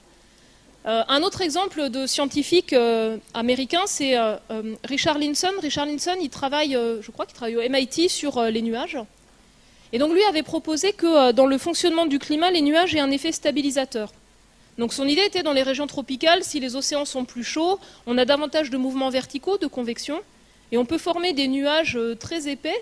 Aujourd'hui, on pense qu'ils ont plutôt un effet refroidissant, et lui, réchauffant, et lui suggérait qu'ils auraient un effet refroidissant. Ça s'appelait l'effet ISIS. Et puis, cette théorie, elle a été testée. Elle a été testée à l'aide d'observations de variations d'une année à l'autre, où on a des mesures par satellite sur 20 ans, des propriétés des nuages et de leurs effets, en particulier par Sandrine Bonny au laboratoire de météorologie dynamique à Paris. Elle a réfuté cette théorie, en tout cas sur la variabilité d'une année à l'autre. Et puis cette théorie suggérerait alors que les changements de température tropicaux devraient être faibles à l'échelle géologique, quand la concentration de gaz à effet de serre est très basse en climat glaciaire ou très élevée pour des périodes plus anciennes. Et ce n'est pas le cas. À l'aide de sédiments marins, on a des assemblages de microfossiles qui nous permettent d'estimer les changements de température de surface des mers, et on a des amplitudes significatives de changement. Voilà, donc c'est comme ça que la science avance. Quelqu'un propose dans la littérature une théorie, éventuellement, et puis on la teste, on la confirme ou on l'infirme. Après, vous avez aussi un certain nombre de personnalités qui s'expriment dans le débat public, qui sont des scientifiques d'une ou autre discipline. Ils peuvent être, je sais pas, géographes, mathématiciens, géologues ou autres, président de l'Automobile Club, enfin. Et puis avoir un avis, publier des livres grand public, illustrés copieusement de chiffres et de graphes, mais sans jamais passer par la case publication scientifique. Et après, ça va être des discussions point par point par rapport à ce qu'ils affirment. Et donc dans les choses qui sont bien sûr toujours remises en cause, il y a la réalité du changement climatique, il y a notre capacité à anticiper les évolutions futures, est-ce qu'on ne surestime pas les risques à l'aide des modèles de climat qu'on a? Il y a également la question de l'importance de l'enjeu climat par rapport à tellement d'autres enjeux liés à la pauvreté, liés à l'accès à l'eau et des problèmes urgents de court terme. C'est-à-dire, est-ce si important que ce soit la une de l'agenda politique international ou pas? Après, on a également beaucoup de réticences par rapport à un changement de modèle énergétique. L'idée que, aussi, pour maîtriser le changement climatique, quelque part, ça pourrait être perçu comme une limite au développement humain. Donc il y a beaucoup de scientifiques qui ont une certaine vision du progrès et qui sont hostiles à l'idée qu'on a des limites naturelles. Il y a vraiment cette croyance très forte que la science, la technologie permettront de surmonter les limites naturelles. Donc il y a tout ça qui est présent, et après il y a des arguments qui peuvent être pris un par un, qui sont parfois corrects et parfois, on peut les falsifier très rapidement. Alors, je peux donner un exemple, François Gervais, spécialiste des matériaux, très bon scientifique dans son domaine, qui a écrit un livre qui s'appelle L'innocence du carbone. Et dedans, en fait, il suggère que l'augmentation de la teneur en CO2 dans l'atmosphère, c'est naturel, en fait, c'est l'océan qui dégage du CO2 et c'est pas dû à l'influence de l'homme. Et donc, ce qu'on mesure dans la concentration dans les bulles d'air ou dans l'atmosphère, on va mesurer la teneur en CO2, mais on va aussi mesurer la composition de ce CO2, les différentes formes isotopiques, carbone 14, carbone 13, présentes. Et on peut prouver sans aucun doute que l'accumulation de CO2 vient essentiellement de la combustion d'énergie fossile par ce rapport carbone 13, carbone 12, carbone 14. Donc ça, on peut très vite démontrer que c'est faux. Qu'est-ce que je voulais donner comme autre exemple? Ah oui, un spécialiste du traitement, alors qu'on appelle ça de l'identification. Donc en fait, c'est une branche scientifique où vous avez un système complexe qu'on peut considérer comme une boîte noire. Et on va essayer de déterminer les lois de fonctionnement de ce système un peu empiriquement à partir d'un certain nombre d'expériences. Et donc c'est Stanislas Delarmina, qui était directeur d'une école d'ingénieurs à Nantes, je crois, spécialiste d'identification, qui a fait un bouquin traduit aussi en anglais, en français et en anglais, dans un éditeur scientifique, mais pas relu par d'autres. Et donc lui, en fait, il utilise cette approche purement statistique boîte noire sur les variations du climat des derniers 1000 ans. Et il en conclut que le principal facteur de variation, c'est l'activité du Soleil, avec une amplification d'un facteur 10 par rapport à ce qu'on connaît aujourd'hui, ce qu'on calcule, ce qu'on observe depuis 20 ans ou 30 ans, et puis avec un temps de réponse très lent. En gros, je résume, l'activité du Soleil a un peu augmenté au début du XXe siècle, et le climat a réagi 50 ans après avec une grosse amplification. Donc c'est ça son bouquin, en fait, basé sur des statistiques. Et en fait, s'il avait raison, ça voudrait dire que le réchauffement qu'on observe aujourd'hui, il vient d'une accumulation d'énergie plus ancienne qui ressort vers l'atmosphère. Ça ne peut ressortir que par l'océan. Il n'y a aucun autre élément. Ça voudrait dire que le flux d'énergie, il serait de l'océan vers l'atmosphère. Or, c'est l'inverse qu'on observe. Voilà. Donc, on a ça, en fait, en permanence devant nous, c'est-à-dire on a souvent des gens qui vont prendre une partie des éléments disponibles, essayer de construire une théorie alternative, ce qui est toujours intéressant scientifiquement, mais qui n'est pas toujours compatible avec l'ensemble des éléments. Mais le débat fait intrinsèquement partie de la démarche scientifique, c'est important de le souligner. Et moi, je suis payée par les impôts de vos parents, en fait, essentiellement, comme la plupart des chercheurs des différents pays. On n'est pas payé pour, défendre une espèce de dogme. On est payé pour remettre en cause l'état des connaissances avec de nouvelles données, avec de nouveaux calculs, en permanence.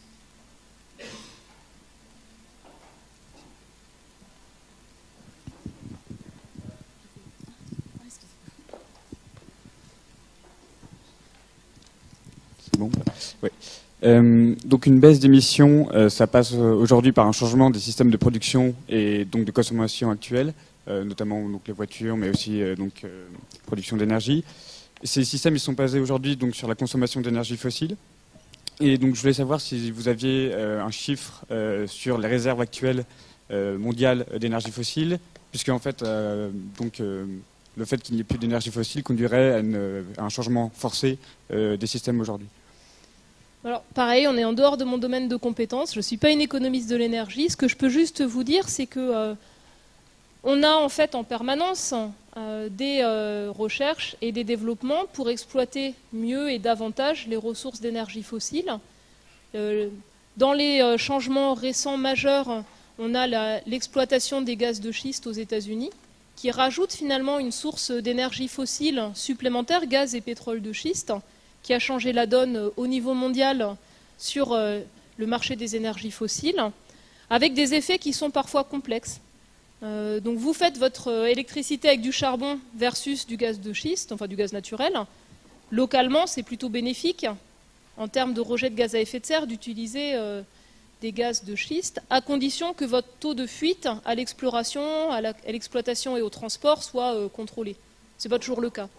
Et puis ensuite, si vous n'arrêtez pas de produire du charbon, en plus du gaz de schiste, vous avez sur le marché mondial un surplus finalement d'énergie fossile et des électriciens européens qui arrêtent leurs belles centrales à gaz performantes pour réutiliser les vieilles centrales à charbon qui sont de ce fait bien meilleur marché, surtout que les quotas de CO2 des électriciens ont été largement alloués en Europe. Voilà. Donc à court terme, il n'y a pas de pénurie qui s'annonce, tel que moi je le comprends. D'autant plus que l'Iran va rentrer dans le jeu des échanges mondiaux de pétrole. À plus long terme, on a des ressources qui sont nécessairement limitées en pétrole. Le gaz est vu comme une énergie de transition par rapport au charbon. Et on a des gisements de charbon en quantité colossale. Si on les exploite, on va sur le scénario haut. C'est surtout l'enjeu exploiter ou pas le charbon qui va jouer sur le fait de se placer sur la trajectoire haute ou pas. Et donc moi, à titre personnel, c'est-à-dire pas comme scientifique, mais comme citoyenne, je soutiens un certain nombre d'initiatives qui visent à arrêter d'investir dans de nouvelles exploitations de mines de charbon.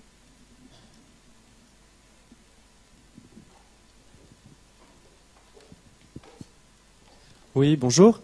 Moi, j'avais justement une question aussi là à propos de ce slide, où il est dit donc les réponses intelligentes, moi je lis, c'est la baisse des émissions de gaz. Est-ce qu'il n'y a pas de piste au niveau de la captation du carbone qui est dans l'atmosphère et ou du rayonnement qui arrive dans notre atmosphère?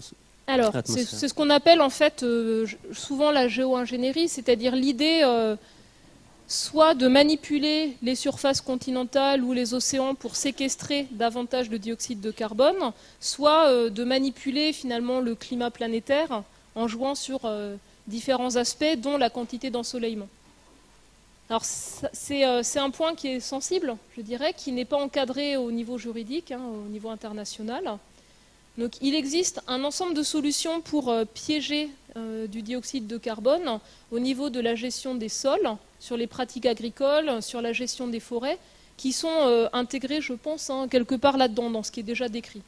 Ça, c'est considéré comme peu risqué, et ça peut être compatible avec une stratégie d'ailleurs d'adaptation, en fait, par exemple sur la production agricole. En ce qui concerne la manipulation délibérée du climat, qui n'est pas exactement la même chose, dans la communauté scientifique, ça a fait beaucoup débat. Même parmi les auteurs du rapport du GIEC, s'est posé la question de l'aborder ou pas. Et comme c'est déjà sur la place publique dans de nombreux pays, en Australie, en Russie, aux États-Unis, au Canada, il y avait l'idée que les scientifiques doivent aussi s'approprier des sujets de débat public et faire le point sur les connaissances. Donc, avec les mêmes modèles de climat que j'ai présentés tout à l'heure, on peut simuler que se passerait-il si on mettait des particules dans la haute atmosphère pour imiter une éruption volcanique. Et donc la réponse est, par exemple, on pourrait compenser une partie du réchauffement, on pourrait probablement limiter une partie du recul de la banquise arctique, on assécherait fortement l'atmosphère et on aurait des diminutions brutales des pluies de mousson dans de nombreuses régions, parce que ça va dépendre des contrastes de température terre-mer et ces particules ont cet effet spécifique. On ralentirait la récupération de la couche d'ozone par l'absorption de chaleur dans une zone un peu critique. Et puis pour terminer, on obligerait les jeunes générations et les générations futures à poursuivre ce rejet de particules sans fin. Pourquoi? Parce que ces particules, elles ont une durée de vie de 1, 2, 3 ans, alors que les gaz à effet de serre, comme le CO2, ont une durée de vie très longue. Et donc si on mettait en place cette stratégie, puis qu'on arrête d'un coup, on aurait donc un énorme déséquilibre radiatif suite à l'accumulation de gaz à effet de serre, et le changement du climat, au lieu de se produire graduellement en 50 ans ou 100 ans, il se ferait en 10-15 ans. Voilà. Donc ça fait partie des éléments scientifiques qui existent vis-à-vis de ce type de pratique et qui sont discutés. Dans le scénario RCP 2.6, le scénario de faibles émissions de gaz à effet de serre, d'émissions nulles à horizon 2050, il y a de la géo-ingénierie du cycle du carbone intégrée, et on ne sait pas arriver complètement avec ce qu'on connaît et ce qu'on estime à l'objectif de décarbonisation. Alors je reviens sur les 2 points qui ont été abordés, les climato-sceptiques et puis la géo-ingénierie. C'est assez intéressant d'observer qu'un certain nombre de groupes de pensée, les think tanks, canadiens, américains ou australiens, qui ont joué le rôle de marchands de doute, c'est-à-dire de fournir aux médias toujours un scientifique pour mettre en cause les sciences du climat, se sont appropriés très rapidement la discussion sur la géo-ingénierie et après avoir nié longtemps la réalité du changement climatique, proposent d'être financés pour régler le problème en travaillant sur ce type de solution. Voilà, on va prendre une dernière question. Je sais qu'il y en a encore beaucoup d'autres, mais le temps avance. Donc pour ceux qui ont des questions, eh bien, vous pourrez venir ensuite au buffet, enfin, dans la limite d'une quinzaine d'entre vous. Hein, parce que, voilà. Donc une dernière question, j'en ai une toute proche de moi. Bonjour. Vous avez mis en avant les conséquences du changement climatique sur la biodiversité, la météo, mais qu'en est-il des impacts sur la santé des hommes? Oui. Et si nous ne réagissons pas, mettons-nous réellement notre existence en danger comme le montrent certains films? Alors, donc les enjeux changement climatique et santé, ils sont abordés dans le rapport du groupe 2 du GIEC et dans un rapport qui vient d'être récemment rendu au Haut Conseil de santé publique, à la fois sur l'aspect changement climatique santé, mais aussi sur l'aspect stratégie d'adaptation, stratégie d'atténuation santé. Je vais juste donner un exemple. Vous aurez un problème de gestion de l'eau dans le sud de la France. Ce qui est proposé, c'est de stocker de l'eau, par exemple par le monde agricole. Mais si vous stockez de l'eau, vous pouvez avoir des enjeux de prolifération d'algues toxiques, vous pouvez avoir des enjeux de reproduction d'espèces qui sont des vecteurs de maladies. Donc ces aspects-là ne sont pas totalement indépendants. Donc le changement climatique non maîtrisé tout seul pose bien sûr des enjeux de santé à travers l'effet des vagues de chaleur et la mortalité liée aux vagues de chaleur, avec un petit bénéfice sur la baisse de la mortalité liée aux vagues de froid. En termes de risque pour la santé, c'est le déploiement de maladies à vecteurs qui propagent par exemple la dengue ou ce type de maladie dans des zones qui ne sont pas aujourd'hui touchées, où il n'y a pas de recul sur les pratiques quotidiennes pour s'en prémunir. Ce sont également des enjeux par rapport à la qualité de l'eau, la propagation de maladies dans des eaux plus chaudes, extrêmement préoccupantes, en particulier dans les régions tropicales. Et puis après, ce sont des enjeux indirects sur, par exemple, l'effet du changement climatique sur certaines productions agricoles, de cultures vivrières, et les conséquences sur la nutrition et la santé. L'effet de vagues de chaleur plus intenses sur la dégradation de la qualité de l'air et les effets de la pollution de l'air sur la santé. Donc ça peut être un ensemble d'effets indirects. Et puis enfin, l'effet changement climatique, déplacement de population et santé. Typiquement, le premier enjeu, c'est les déplacements de populations agricoles, rurales, dans les pays du Sud, à la périphérie des grandes villes, avec tous les enjeux sanitaires qui sont présents. Donc ce sont des enjeux complexes, croisés et importants. Alors je reviens sur la fin de votre question. Est-ce que la planète est en danger? La planète elle-même, elle s'en fout. D'accord? Est-ce que l'humanité est en danger? Alors moi je le dirais autrement. Je dirais qu'on a entre les mains soit des solutions qui nous permettent d'anticiper et d'amortir les conséquences négatives, soit on a aussi dans les mains des solutions qui peuvent les démultiplier. Typiquement, un exemple, c'est que notre système financier, est-ce qu'il amortit l'aléa météorologique sur le prix des matières premières agricoles ou est-ce qu'il l'augmente? C'est une question majeure. On peut construire des règles qui font qu'on interdise la spéculation en cas de rendement plus faible, qui peut avoir un effet sur le marché des céréales, par exemple. Donc là, la réponse, elle est entre nos mains, quelque part. Elle n'est pas dans le changement climatique lui-même, elle est dans nos constructions sociales, économiques, dans nos modèles, en fait. Et puis, si on se projette sur un monde à 4 degrés plus chaud, on est vraiment dans autre chose. Les variations, vous savez, de climat que notre espèce a connues, Homo sapiens, c'est 200 000 ans, c'est court. Hein. C'est des périodes interglaciaires et des climats glaciaires, à peu près 5 degrés d'écart entre les deux. Le rythme des variations, c'est 1 degré par 1000 ans. Donc nous, si on ne maîtrise pas le changement climatique, on rentre dans l'inconnu, avec un changement très rapide. 4 degrés ou 5 degrés en 200 ans, c'est très rapide par rapport à ce qu'on a connu. Et on n'est pas quelques centaines de milliers de chasseurs-cueilleurs nomades, on est 7 milliards de sédentaires. Donc c'est une expérience nouvelle dans toutes ces dimensions. Et moi j'ai bien davantage peur des conséquences de notre non-préparation que des effets directs du changement climatique. Ce qui nous renvoie à nos responsabilités collectives. Voilà.